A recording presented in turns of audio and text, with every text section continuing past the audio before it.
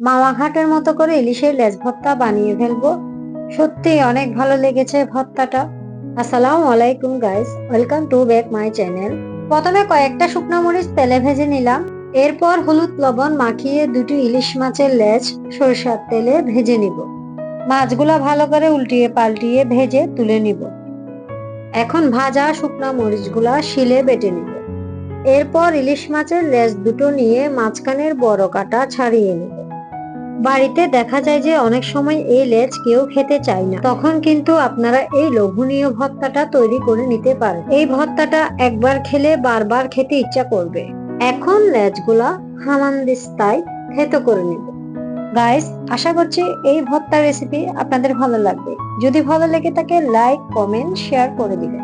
এরপর দেখুন মাছের কাঁটাগুলা ভালো করে বেছে নিব। বড় বড় কাঁটাগুলো বেছে নিব, ছোট একটা দুটো থাকলেও কোনো সমস্যা নেই। এখন এর মধ্যে দিয়ে দিব আগে থেকে শিলে গুঁড়ো করে রাখা শুকনো মরিচ, পেঁয়াজ কুচি, ধনিয়া পাতা কুচি, পরিমাপ মতো লবণ।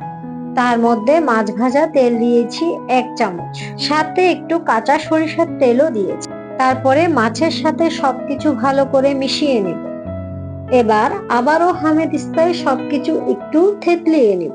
রেডি হয়ে গেল মাওয়া ঘাটের লোভনীয় ইলিশ মাছের লেজের ভর্তা। আজকের মতো বিদায়, আল্লাহ হাফেজ।